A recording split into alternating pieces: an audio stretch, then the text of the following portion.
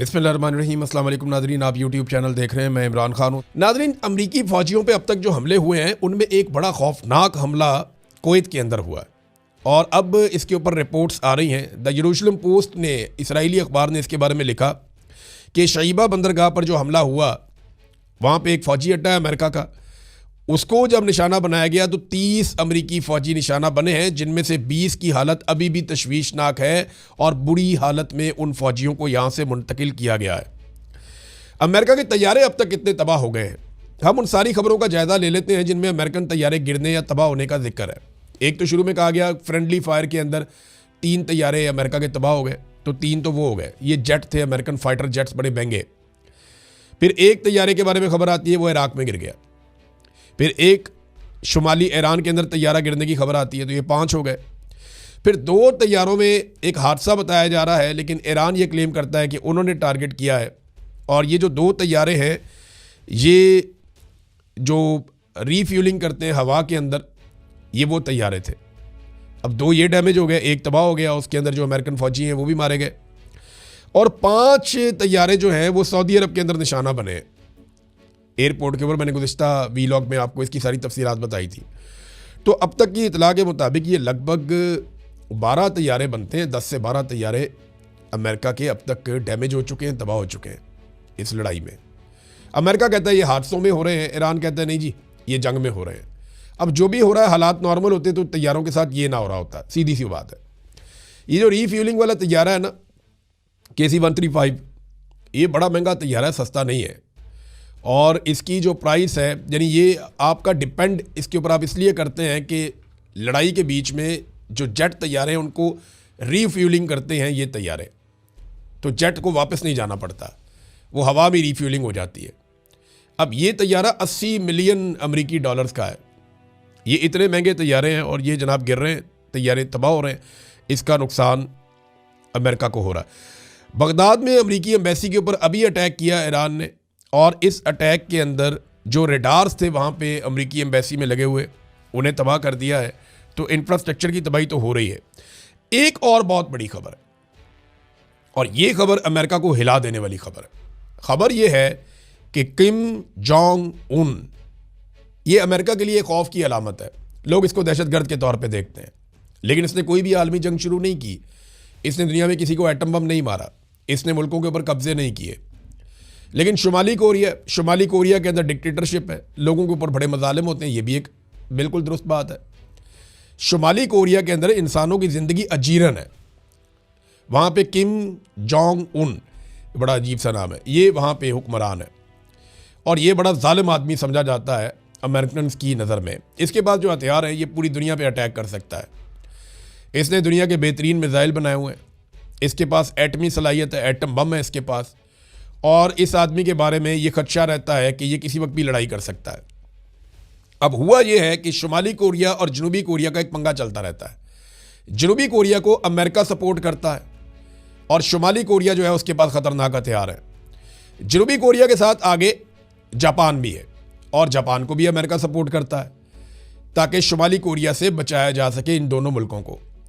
अभी जो लड़ाई हुई है, इसराइल को महफूज बनाने के लिए, जब अमेरिका के सारे रडार तबाह हो गए मिडिल ईस्ट में, तो अमेरिका ने जनूबी कोरिया, जो अमेरिका का इत्तेहादी है, जिसको अमेरिका बचाना चाहता है शुमाली कोरिया यानी किम जोंग उन से, तो वहाँ से अमेरिका ने रडार के सिस्टम और जो एंटी एयर डिफेंस का पूरा उनका सिस्टम है वो वहाँ से उठाए और वो सारे शिफ्ट किए इसराइल की तरफ, ताकि कम से कम इसराइल को बचाया जा सके, क्योंकि यहाँ पे तो खित्ते में जंग नहीं लगी हुई जनूबी कोरिया में।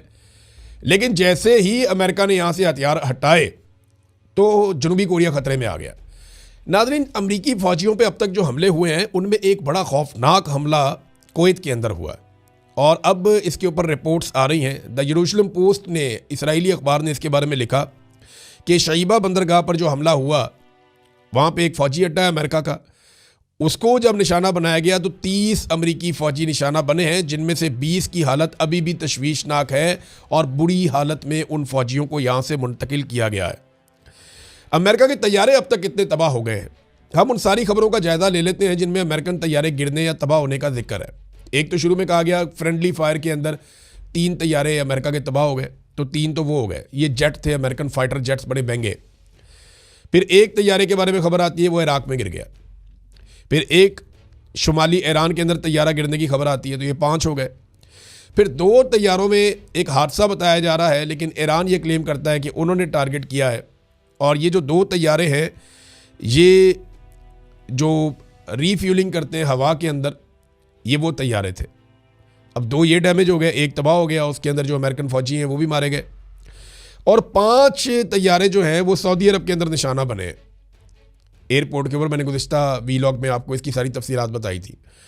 तो अब तक की इतला के मुताबिक ये लगभग 12 तैयारे बनते हैं। 10 से 12 तैयारे अमेरिका के अब तक डैमेज हो चुके हैं, तबाह हो चुके हैं इस लड़ाई में। अमेरिका कहता है ये हादसों में हो रहे हैं, ईरान कहता है नहीं जी ये जंग में हो रहे हैं। अब जो भी हो रहा है, हालात नॉर्मल होते तो तैयारों के साथ ये ना हो रहा होता, सीधी सी बात है। ये जो रीफ्यूलिंग वाला तैयारा है ना, KC-135, ये बड़ा महंगा तैयारा है, सस्ता नहीं है।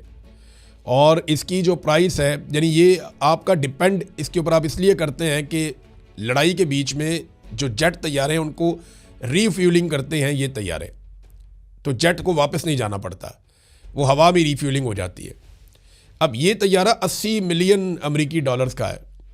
ये इतने महंगे तैयारे हैं और ये जनाब गिर रहे हैं, तैयारे तबाह हो रहे हैं। इसका नुकसान अमेरिका को हो रहा है। बगदाद में अमेरिकी एम्बेसी के ऊपर अभी अटैक किया ईरान ने, और इस अटैक के अंदर जो रेडार्स थे वहाँ पे अमेरिकी एम्बेसी में लगे हुए, उन्हें तबाह कर दिया है। तो इंफ्रास्ट्रक्चर की तबाही तो हो रही है। एक और बहुत बड़ी खबर है, और ये खबर अमेरिका को हिला देने वाली खबर है। खबर ये है कि किम जोंग उन, ये अमेरिका के लिए खौफ की अलामत है। लोग इसको दहशतगर्द के तौर पे देखते हैं, लेकिन इसने कोई भी आलमी जंग शुरू नहीं की। इसने दुनिया में किसी को एटम बम नहीं मारा, इसने मुल्कों के ऊपर कब्जे नहीं किए। लेकिन शुमाली कोरिया के अंदर डिक्टेटरशिप है, लोगों के ऊपर बड़े मजालिम होते हैं, ये भी एक बिल्कुल दुरुस्त बात है। शुमाली कोरिया के अंदर इंसानों की ज़िंदगी अजीरन है। वहाँ पे किम जोंग उन, बड़ा अजीब सा नाम है, ये वहाँ पे हुक्मरान है, और ये बड़ा जालिम आदमी समझा जाता है अमेरिकन की नज़र में। इसके पास जो हथियार है, ये पूरी दुनिया पे अटैक कर सकता है। इसने दुनिया के बेहतरीन मिसाइल बनाए हुए हैं, इसके पास एटमी सलाहियत है, एटम बम है इसके पास। और इस आदमी के बारे में ये खदशा रहता है कि ये किसी वक्त भी लड़ाई कर सकता है। अब हुआ ये है कि शुमाली कोरिया और जनूबी कोरिया का एक पंगा चलता रहता है। जनूबी कोरिया को अमेरिका सपोर्ट करता है, और शुमाली कोरिया जो है उसके पास ख़तरनाक हथियार है। जनूबी कोरिया के साथ आगे जापान भी है, और जापान को भी अमेरिका सपोर्ट करता है, ताकि शुमाली कोरिया से बचाया जा सके इन दोनों मुल्कों को।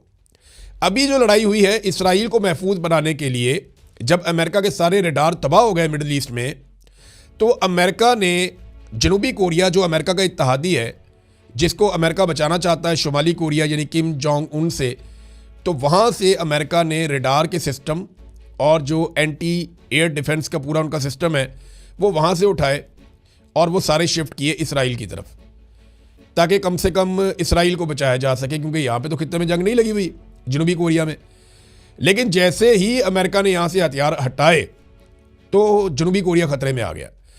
अब तक के लिए इतने, अपना ख्याल रखिएगा, अपने चैनल का भी। अल्लाह हाफ़िज़।